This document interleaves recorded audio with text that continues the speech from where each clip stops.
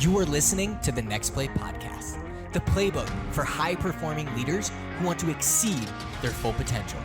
From walking on the Ole Miss football team at 5'7", 150 pounds and earning a full D1 scholarship, to coaching thousands around the world and working with massive organizations like IBM. I've learned countless lessons that I'll be sharing right here with you. Join me as I interview some of the most successful people so you too can learn how to focus on always moving forward by deciding, planning, and executing on the next play relentlessly. This is Richie Contortesi with the Next Play podcast, and today we have a special guest by the name of Robin Neuman, someone who actually, it's a funny scenario how we connected, but one of my salespeople had some strong, persistent outreach, but we got her, and she's got a great story. Someone who went from a purchasing agent to running a national sales force, and today works with medical device companies on a full resource scale with leadership and management and the whole gamut. So somebody who has a lot of experience and also works with quite a few companies to improve their leadership and management and to be a full resource. So Robin, super excited to hear your story and some of the things that you're seeing other companies do in that space to have a lot of success in sales and in leadership. So Robin, thanks so much for being on the show. Thanks, Richie. I really appreciate it. Yeah. So let's just real quick, just a quick background of how you got into running a sales team, and then let's jump into what you do today. Okay, a nutshell version be interesting. I'll start with college, actually. Graduated from college, thought I wanted to travel the country and be a musician, actress, all these things. And, you know, of course, things change, scenarios change. Job fell into my lap. Actually, I had a communication studies degree because I didn't know what I wanted to do with my life. And got a call, accepted a position at this warehousing company as a buyer for frozen and refrigerated foods. I liked numbers, so I took it. Sure, why not? 4 years later, I was dying of boredom. I had also, in the process, found out I had narcolepsy because I was falling asleep at my desk every day. But I had an amazing team there. I stayed there 4 years because my team was amazing. My boss was amazing. But he was the one who said, hey, you should go to the doctor. And I did. So I had narcolepsy. And but then I also decided I need to do something where I'm moving. I need to be moving around. I don't have a severe case, by the way. I'm not going to fall asleep during the podcast. Plus, they make very good medications out there now. So, but anyway, so I decided when I always wanted to work with animals. So I pursued an opportunity starting part-time through a local outlet where they trained me, and I had a long-term vision that I was going to build a business out of it. But I had to do it the cost-effective way, which meant I couldn't pay a lot of money to go get trained and get certified immediately. So I had to go it the old-fashioned way, do the work, put in the hours, and then get the certification test. Fast forward about 3 months after I quit my full-time job, went dog training full-time, and my pay was cut to about a third of what I was getting paid. I made more money at the tanning salon in high school. But my husband had a brain hemorrhage, and doing the books budgets, which I'm very Excel makes me happy. My husband bought me a coffee mug that says I'm a freak in the sheets, and it's got a picture of Excel sheet on it because I love it. That's funny, actually. I was like, I know he knows me well. Sheets. But I'm doing my budget on my Excel sheet a few months out. I'm thinking this is not. I know. It's my favorite coffee mug. That's good. I like that one. But anyways, so a few months out, I'm looking, gosh, this is not sustainable. He couldn't work. He did survive, had a full recovery. So, you know, long story short there. Yeah. No side effects, which was nothing short of a miracle. But he couldn't work for a while. We were young, 20s, didn't have a lot of money coming in anyway, but I knew I had to put my big girl pants on, get a job. So brushed up my resume, worked with a recruiter, accepted a position, and then had a celebratory drink with a friend and a couple of acquaintances. And at that drink meeting, a friend of mine says, hey, weren't you a buyer? I said, yeah, whatever, She says, well, we have a position at our company for purchasing. Okay, what do you do? What's your company? And it was a medical device company. So fast forward, I actually did one of the hardest things I've had to do. I had quit this job that I had just accepted. I was there not even 2 weeks, and I felt awful because I'm kind of loyal to a fault. I commit to something, I need to do it. But I knew that this was an opportunity that kind of had endless possibilities in my own mind. I wasn't sure what yet, but I just gut feeling. So I accepted the position. Within 3 months, they actually had cut their company in half, big layoff. And within a year, it was even less, due to reasons I probably shouldn't disclose. But long and short of it is they didn't have a sales force and they needed a sales force, but they couldn't necessarily, they didn't have the luxury of going out to find qualified salespeople. So my fearless leader at the time, she looked at the good old personality test that we all took on getting hired, said, all right, well, I'm gonna pick these individuals. They look like they could do sales. Okay. So ventured into inside sales, then to outside sales. But within a year of starting there in purchasing, I found myself creating a training program and working with my then VP of sales to train our very first specialty distributor group out of Cleveland. Terrifying and amazing experience. Definitely dive in head first, figure the rest out later. And that's kind of what I did for the next couple of years, because there was no map at our company, not to their fault. In fact, they actually hired an amazing sales coach for me when I first going out in the field. And I used to kind of think that stuff was kind of hokey, but after my experience with this guy, Cal, it was amazing. So a lot of props to him. Plus my husband had 20 years of sales experience and I was constantly bouncing things off of him. And he was telling me all these books to read. He's that guy who devours the sales books. I love to read, but I'm more, you know, I don't know, Yeah. just give me a story that gives me escape from life. I don't want to read about reality. Right. But there were two that I really liked. I said, give me two. They're your favorites. So those were the two I read. I really liked them. And so I just kind of figured out as I went along, eventually helped develop their national sales force. Found myself doing it solo, running that after a couple of years. Spent another 3 years there, and then had an opportunity fall into my lap with this year or so. Applied, got hired. It was great. It was a lot more money, which was not why I made the move, but nice because I also had a smaller region. My travel was a little more manageable. And then eventually, last couple of years of there, I was a VP of domestic sales. Like I said, I dove into the contract side of things quite a bit. And then unexpectedly, kind of I don't want to say victim of COVID because I don't feel like a victim. A collateral damage maybe of Right. COVID. Last March, end of March, I was let go. And it was amicable, and I'm very thankful for everything that they did for me there. Wouldn't bring me to where I am today. Yeah. So, I kind of spent a few months figuring out my next move, my next play, if you will. Right. And I, I really had to, it was a blow, I'm not gonna lie. I, I wasn't fired, but it felt like I was, Right. it was a blow. It was unexpected. Took a job at my kickboxing gym in the meantime, just to get out of the house. I learned how to be a Nice. kickboxing trainer. That was a lot of fun. And loved my team there. My husband's like, don't fall too deep into this. You got things to do. Right. And got a call from one of my old reps I'd known for years. He had a company who needed help, and he said, call Robin. So that's kind of how it started, my journey to where I am now. And it's still building. So yeah, Yeah. I really didn't have to market myself, though. I used my contacts over the years and found opportunities organically, and it's worked out well so far. Awesome. So what exactly do you do when a company says call Robin? I need to know what they're looking for. I ask Yeah. questions, But what's it's what's typically the problem that they have? Like when they're like, okay, we got to talk to Robin. What's like the it problem? gosh, it can vary, and it obviously depends on the company size, their specialty, where they are, what they've done, where they want to be, what their goals are. Yeah. One of my clients, I've actually known him for several years, and when we started talking, he didn't really know what I was doing, and we started talking, and he says, "Well, gosh, knowing your experience, maybe we could use you." So we started talking. I said, "Okay, well, let's talk about where you are. What do you need? What's your number one priority?" So after understanding more about what they needed, it sounded like, okay, well, there's a lot of things they need, but before they do that, they need to get an established sales force. Let's start there. And I can help with that. And another client, they have an established sales force, but they have a brand new leader, and they also have a lot of commodity products. They're running into these GPO, roadblocks, and said, this is what we need from you, looking for those GPOs and those IDNs and those contracts. So I said, okay, I can help. And then we talk about what makes the most sense. Where do we start? Who do we go to first? Why do you want this? What are you hoping to accomplish?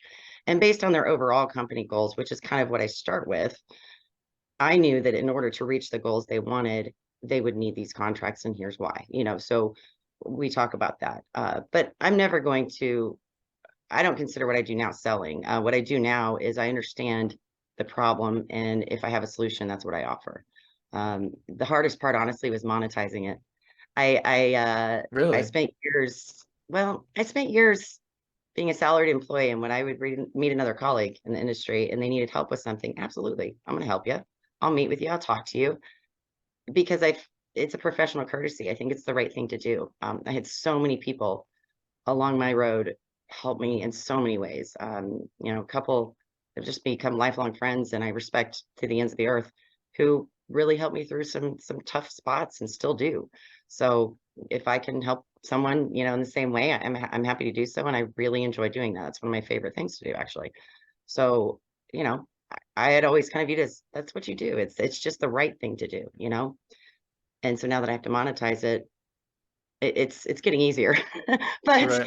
but in the beginning it was hard. It was just I did research. I understood what the baselines were, and okay, do I think that's fair? And if not, then how do I adjust it? And so on and so forth. So Got it. Okay. And so as far as leadership goes, like what have you seen companies do in sales and medical sales that have the most success today? Like what are you seeing the leaders do? How are they building their team? Like what does that kind of look like today, post COVID? it's all over the board. Uh, some don't do much of anything, which obviously doesn't produce a lot of results that or Right. desired results. Right. It is challenging though with a lot of my direct clients because they're dealing with, the indirect sales force. They're amazingly that What does model. that mean? What do you mean by the indirect So sales yeah, force? so you have your traditional sales force, which you have direct employees, W-2 employees, right? So I mentioned these specialty distributors, for example, the one out of Cleveland, they cover, say, 7 states. They also have a stocking warehouse.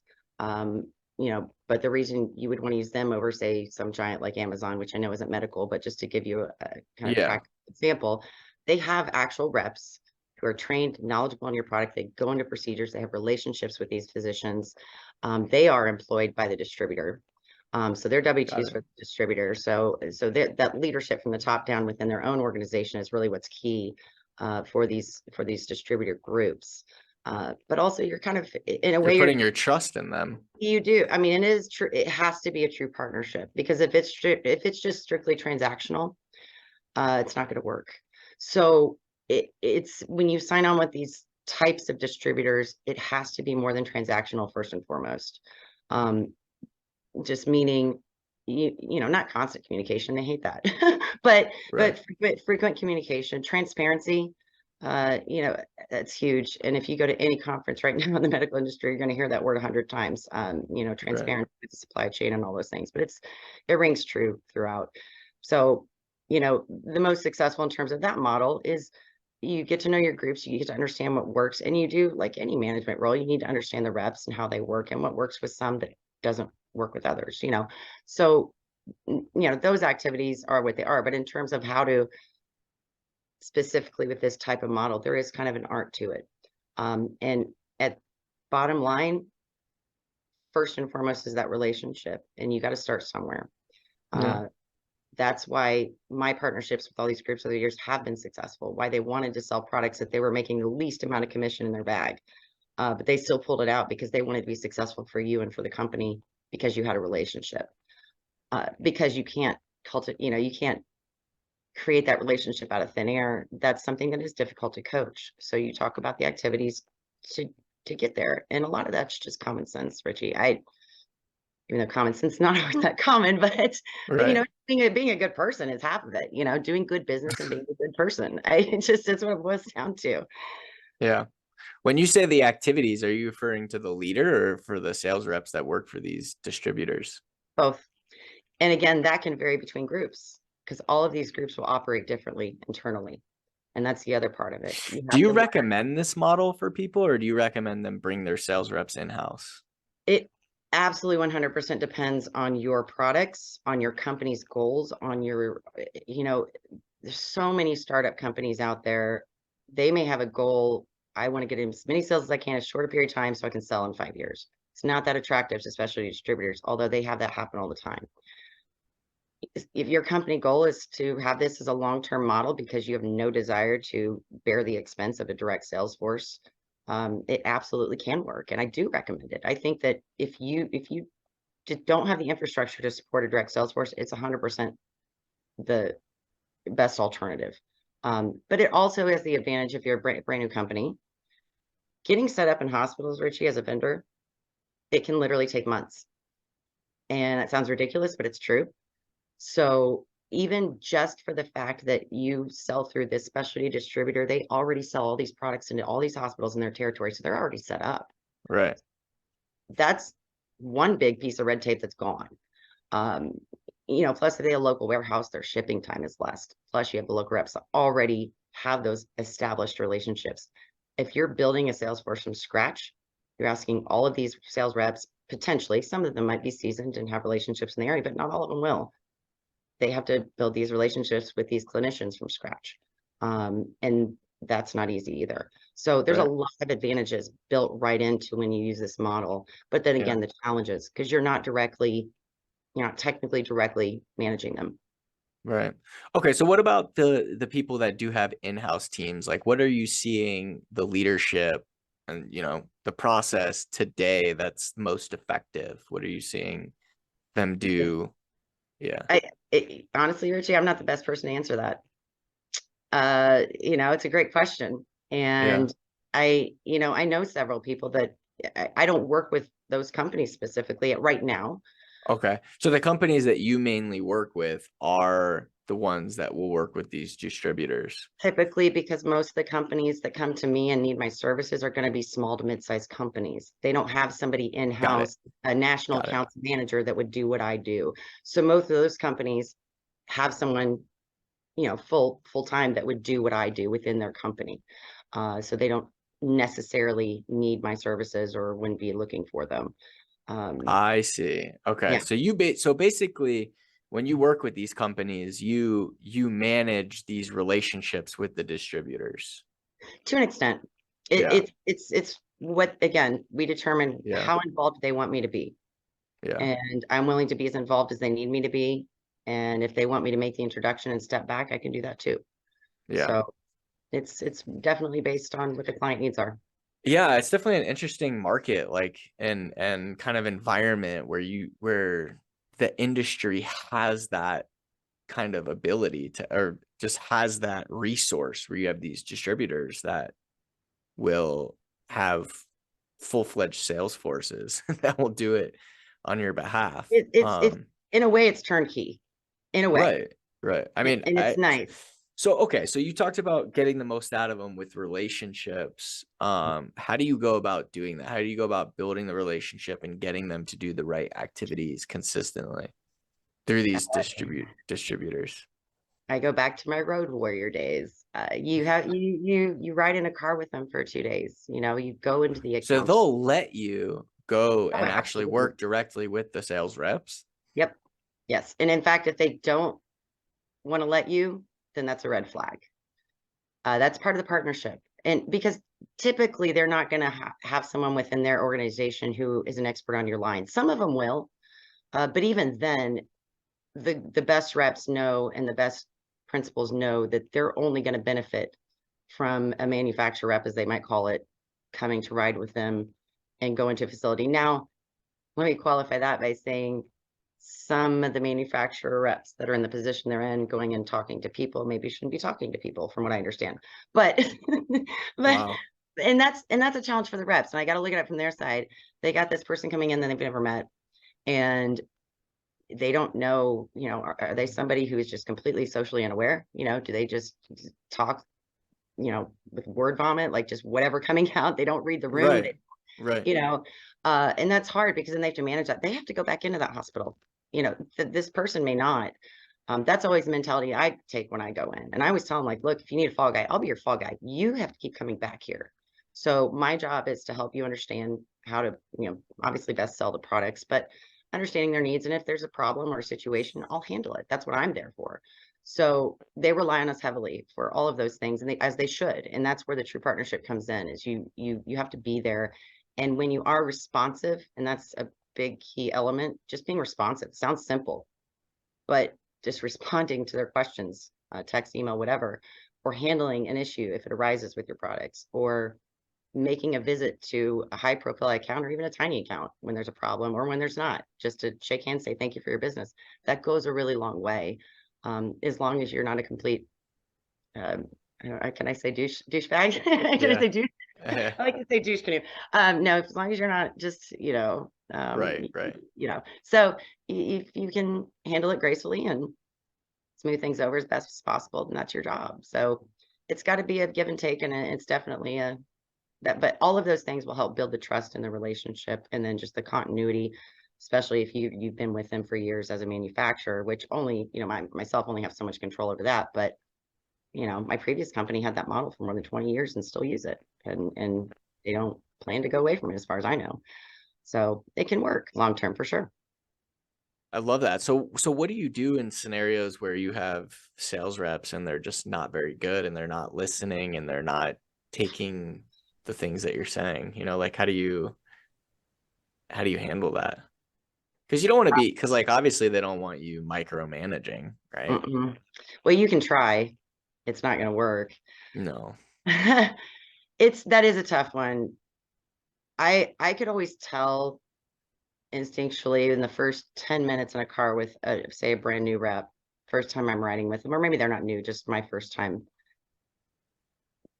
if they were kind of going to be worth their weight in salt, just by the general interaction, quite honestly. And then of course seeing in front of them, the clinicians or whoever, that's the final kind of telltale sign. And the difficult part is, since I don't have the power to hire and fire, that's also where your relationship with the principals come in. I don't think I recall ever calling a principal and saying, you need to fire this guy. If I'm experiencing this, the writing's already on the wall. But a good principal will typically reach out, how'd your ride along go with so-and-so, and they want to hear about it. So you're honest, you tell them, you don't want to sugarcoat Yeah. it. You don't necessarily want to say, well, this guy sucks, but it's rare that you would ride someone that was just terrible. But Right. I did ride with some reps who just general conversation was like pulling teeth. And I feel like I can have conversation with almost anybody. So I'm thinking, whoa, all right, well, this is Interesting. I'll watch some wallpaper So, try or something. I don't know. That'd be more fun. right. So so yeah, you just maintain contact with the principals, and Yeah. you talk about it openly, but you also, I mean, these are people too. You don't want to, and just take consideration, is there something else going on? And those are things that I would talk about if I felt like a rep was off. Say, hey, is Right. everything right? You doing all right? Is everything okay? And sometimes they're literally just having their world crushed down in their personal life, and it's trying to break through that. So then you kind of give them a break, so just got to understand the situation. And I have had to deal with reps that I would have loved to fire, for various reasons, sometimes just because they're just abrasive, Right. kind of car salesy type feel, and you can't have that in this industry. But Yeah. they're usually not there long anyway. Right. Right. Okay. And so, obviously you're getting you have clients that you're working with and you're getting your business rolling. Like what's kind of your next play with this? Like where do you see this going? What's your next focus? My next play. Yes. I Richie, I'm kind of still in the middle of my next play. Uh, like I said, long term, my vision for my company is I want to be a total resource. I'm still in the process. My company just started January 1st this year, so I'm still in the first year, and so I'm continuing to build on a reputation that I've spent 15 years building in the industry by delivering. And I may have time for one more client at this time, which I feel very blessed to even be able to say that. Um, so my next play might need fill my roster, right? Start 2023 off with a bang, and I've got some things in the works, which is great. I also just started my own podcast, which was kind of inspired by, I know it's a shameless self-promotion. I can't help it. Um, but It was inspired by a conversation with a principal of a specialty distributor group, realizing that so many people don't know what they are. Purchasing gets confused by them, supply chain, and companies don't know that they exist and that they're a great resource for so many reasons for these Yeah. types of companies to use them. So it inspired me to start this podcast, but I wanted it to be about more than just niche things like that. So it kind of developed in this overall vision of sales on the side. Everybody's selling you something. So I kind of thought about initially this is going to help boost my company. My company branding is kind of the initial point of it, but I think it's almost already turning into something more than I imagined. So I really hope to continue putting together some really good content for future episodes. I want them to be a little edgy. I want to talk about things people don't want to talk about. My next episode's about, is this a date or a sales call? So um I like that. yeah, so my next play is to continue building my network, my strategic partnerships, being a total resource, filling out my client roster, continuing building new relationships, cultivating the ones I have, and connecting people, because ultimately that's what I do. I connect people and I love it. It's my favorite thing. And just feel very blessed to be doing what I'm doing. Awesome. And so if someone wants to connect with you, what's the best way to find you? Right now, I would say on LinkedIn, I suppose. I am on Facebook, Instagram. Those are my podcast pages, but on LinkedIn, probably the best way, because I haven't developed my website yet. So there's that. That's okay. That's all right. Still working on those tiny elements of little things, but For sure. yeah. Okay, so LinkedIn, you can find Robin on LinkedIn, and it's Neuman. And then what's the name of your podcast? So it's called Sales on the Side. Sales on the Side. So go check it out. Sales on the Side podcast. Go ahead. First episode launched last Tuesday. Let's go. That's so awesome. I should send you a message, Richie. Made you listen to it before we talked. Seriously. Awesome. Very good. Okay, so check out our podcast. Robin, thank you so much for being on the show. I assume we're going to have many future conversations. I'm excited for you, and we'll continue the conversation. Can I say one more thing? I yes, know that go for it. But Zach told me that I had to mention this, and I said I would only say if it came up organically. Okay. This is you got to say this on the podcast. Interesting fun fact. Did you watch Tiger King? I know of the show, but I never got into it. It's not going to land with you, but there Uh-oh. might be some listeners who it does. But my husband and I got married at the Big Cat Rescue, and Carol Baskin was the officiant of our wedding. So I'm sure you've seen all the memes that say F Carol Baskin, it's all her fault. Yeah. Well, I don't even know what all that's about. She's the one who actually married us. She was our officiant. Now, this was back in 2006, long before any of that happened. It was post-husband disappearing and pre-Tiger King. But we got married there. So it was very random, just fun fact. And he's just to mention on a podcast. I was like, well, it's not going to come up. That's just the odds of that coming up organically. I know, right? It's just not going to happen. But I had to tell you, you can totally cut that out. I don't care. But I remember the memes in the show. I just never. Yeah. Okay. Yeah, I don't necessarily care about people out there hearing, but I just had to tell you, because if you haven't seen it, then you're just kind of like, oh, okay. But right. Yeah. But yeah, that's just no, I like it. I appreciate. Robin, thank you so much for being on the show. I look forward to continuing to watch you and your business. You're gonna crush it. So thank you so much, and we'll talk soon. Thank you, Richie, and your team's been great. Awesome.